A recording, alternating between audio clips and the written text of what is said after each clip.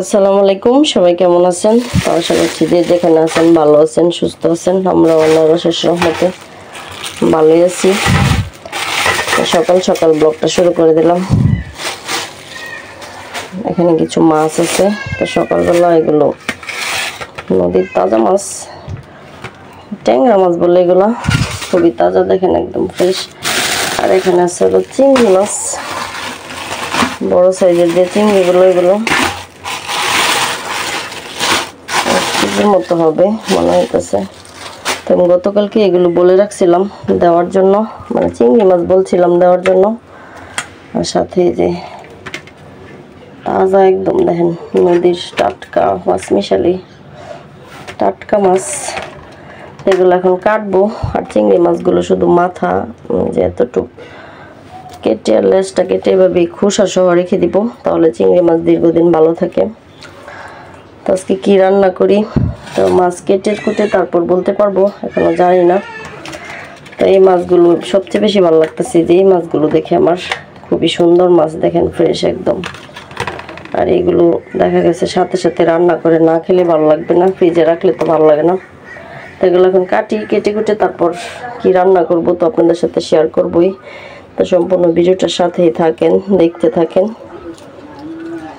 রান্না বান্না তো করবো, সব কিছু আপনাদের সাথে শেয়ার করব। তো সম্পূর্ণ ভিডিওটার সাথেই থাকেন, দেখতে থাকেন কীভাবে কি করি। তারপর তো সব মাছ কেটে একদম ধুয়ে পরিষ্কার করে নিতেছি। আর চিংড়ি মাছগুলো নিয়ে সবসময় এইভাবে রাখি, খোসা সহ। হয় যে দেখেন শুধু লেজটা আর এই যে মুখের যে মাগুলো থাকে মাথার, ওইগুলো ফেলে তারপরে এইভাবে রেখে দিলে তার দেখা গেছে ফ্রিজে বেশি দিন ভালো থাকে।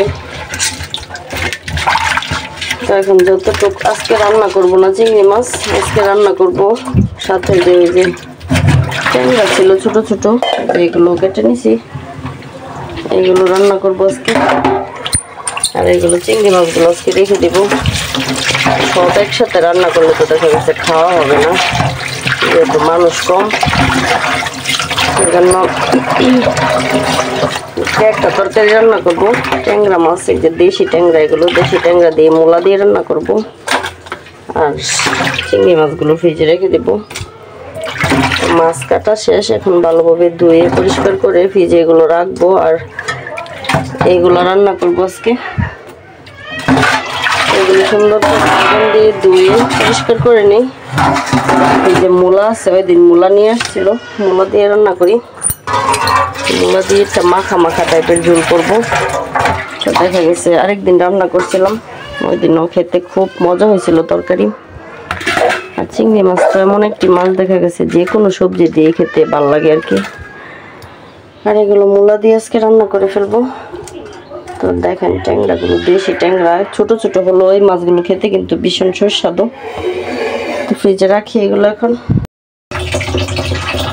তো মূলা কেটে নিছি, সাথে আরেকটা আলু দিছি, অল্প যেহেতু মূলা, তো ভাবলাম ট্যাংরা মাছ দিয়ে মূলার একটা ঝোল করি। আর এদিকে ভাত বসায় দিই, ভাতের জন্য চালটাও ধুয়ে নিতেছি। ছোটো মাছ কাটতে এমনিতে একটু সময় লাগে, তো মাছ কেটে দিয়ে ফ্রিজে রাখতে রাখতে আমার 12টা বেজে গেছে।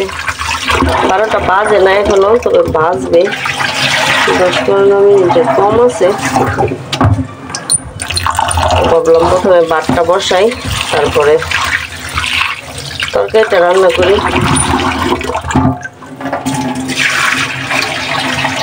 ভাত বসাই দিয়ে আগে, তারপর আস্তে আস্তে বাকি কাজগুলো করি। আর ডালটা অন করে দিলাম, তরকারিটা বসায় দিয়ে। আর এখানে তরকারি গরম করছি, গতকালকে চাপা শুটকির তরকারি ছিল, আর এখানে করলা ভাজি ছিল, ওটাও গরম করে নিছি। তো পেঁয়াজ রসুন হালকা একটু তেলের মধ্যে ভেজে তো বাকি মশলাগুলো দিয়ে দিই। আর আকাশের অবস্থা খুবই ভয়াবহ, মনে হয় বৃষ্টি পড়বে, অন্ধকার হয়ে গেছে দিন। যতটুকু লাগার ঠিক ততটুকু দিব। আর এখানে একটু জিরার গুঁড়া দিব, যেহেতু ট্যাংরা মাছ বলেন, শিং মাছ বলেন, মাগুর মাছ বলেন, এইসব তরকারিটা একটু জিরার পাতি না দিলে ভালো লাগে না। মশলাটা ভালোভাবে কষাই নিই, তারপর সবজিগুলো দিব, জিরার গুঁড়ো দিয়ে দিব। জিরার গুঁড়ো আমি প্রথম অবস্থাতেই দিয়ে দিই, যখন সব মশলা দেওয়া হয় সব মশলার সাথে একসাথে কষায় নিই। তো অনেকে দেখছি শেষের দিকে দেয়, তো শেষের দিকে দিলে আমার কাছে একটা কাঁচা কাঁচা একটা গন্ধ আসে, সেজন্য প্রথম যখন বসাই তরকারি তখনই দিয়ে দিই। তো মশলাটা ভালোভাবে কষানো হোক, সবজিগুলো ভালোভাবে কষিয়ে তারপর আমি ট্যাংরা মাছগুলো দিব। তা না হলে দেখা গেছে ট্যাংরা মাছ তো নরম মাছ, ভেঙে যাবে। মাছের পরিমাণ বুঝে সবজি কাটছি, তো দেখা গেছে মাছ তো আমার অল্প, সেজন্য সবজি অল্প, কয়েকটা মূলা ছিল, তো সাথে একটা আলু দিলাম। অল্প সবজি দিয়ে রান্না করলে এই মাছ ভালো লাগে খেতে, তরকারি যে কোনো তরকারি বলেন। এখন ভালোভাবে কষায় নিব মূলা আর আলুগুলো, বাস। তো এই মুহূর্তে মাছগুলো দিয়ে দিই, মাছটাও ভালোভাবে কষাতে হবে, তা না হলে দেখা গেছে লবণ মশলা ঢুকবে না মাছের মধ্যে। 2 মিনিটের মতো মাছটা ভালোভাবে কষিয়ে তারপর একটু ঝুলের জন্য একটু পানি দিব। এই তরকারিটা ঝুল হবে না, একটু মাখা মাখা টাইপের হবে, যেহেতু ট্যাংরা মাছগুলো ছোটো ছোটো। সময় নিয়ে কষায় নিই।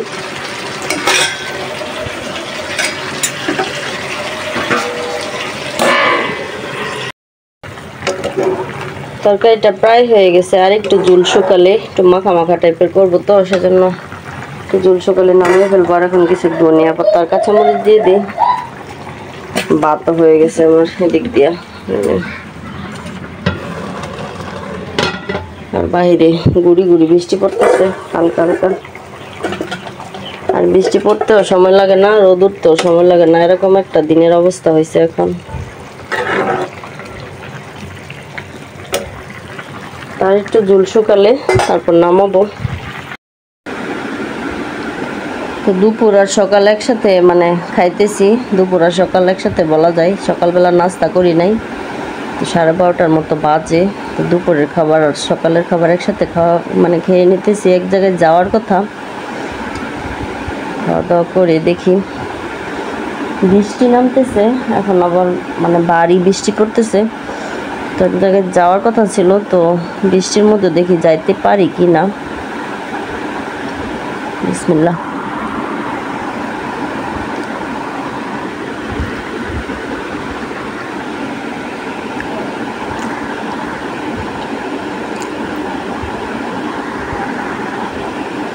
করলা ভাজি নিলাম, আর চাপার তরকারি নিলাম। গতকালকের চাপার তরকারিটা খুব মজা হয়েছিল, তো গরম ভাতের সাথে দেখা গেছে এগুলো খেতে ভীষণ ভালো লাগে আমার কাছে।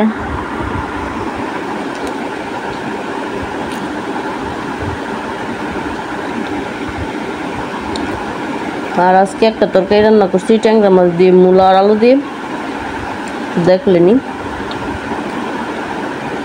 তো আগের তরকারি যেহেতু রয়ে গেছে, তো ভাবলাম এগুলো আগে খেয়ে শেষ করি। খাওয়ার তো মানুষ নেই, সানির আব্বু এই তরকারি খুব পছন্দ করে। কিন্তু গতকালকে শুধু একবার খাইছে,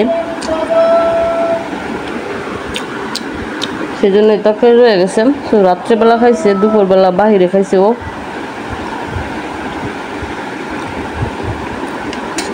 করলা ভাজিটাও খুব মজা হয়েছে, তিতা লাগে না আলু দেওয়াতে।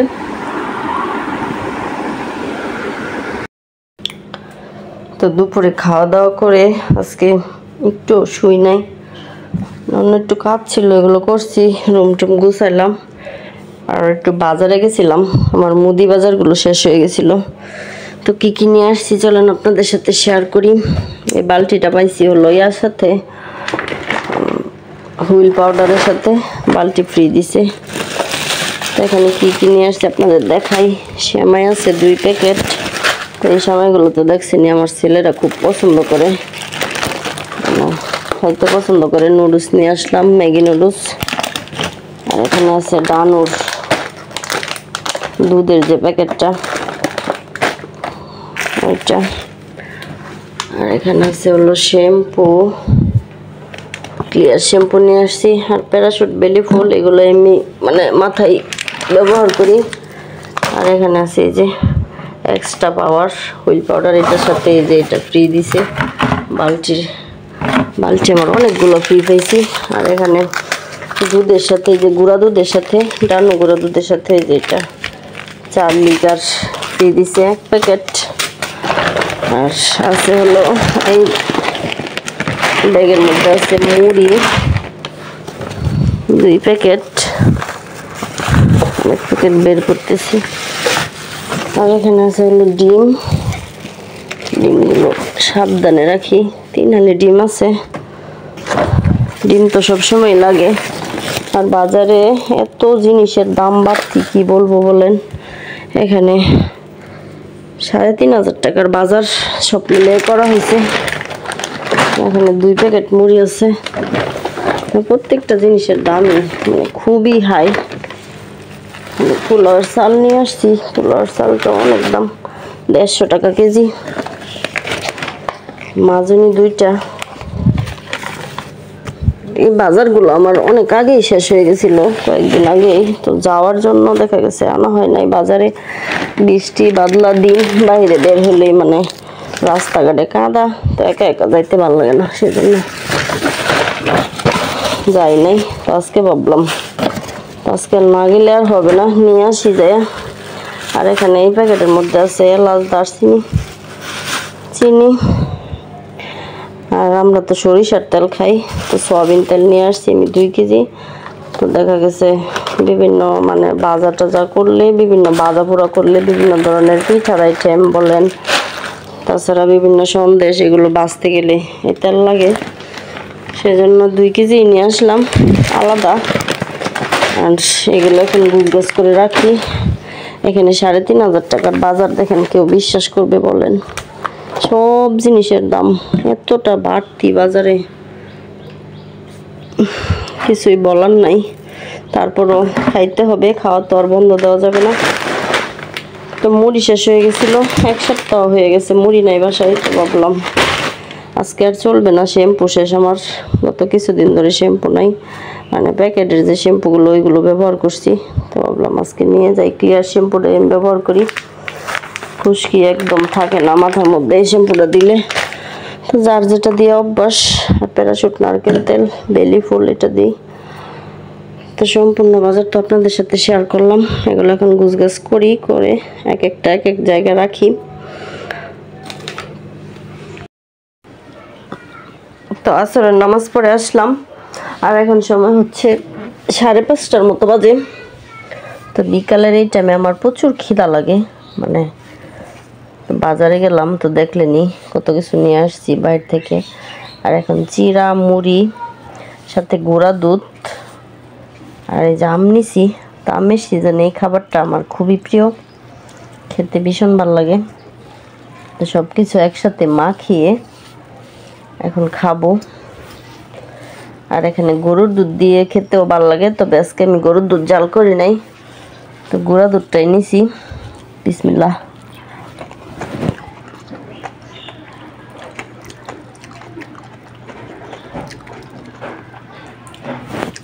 আর আমগুলো এত মিষ্টি, চিনি না দিলেও চলে, তারপর অল্প একটু চিনি দিছি। আম প্রচুর মিষ্টি।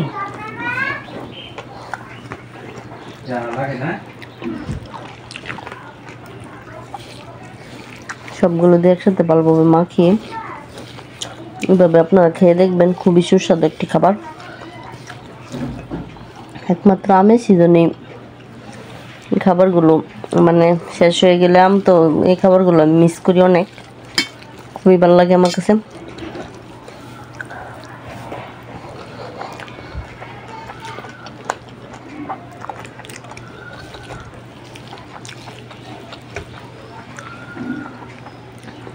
তো আজকের মতো এই পর্যন্তই, ভিডিওটা শেষ করে দিই। সবাই ভালো থাকবেন, আল্লাহ হাফেজ।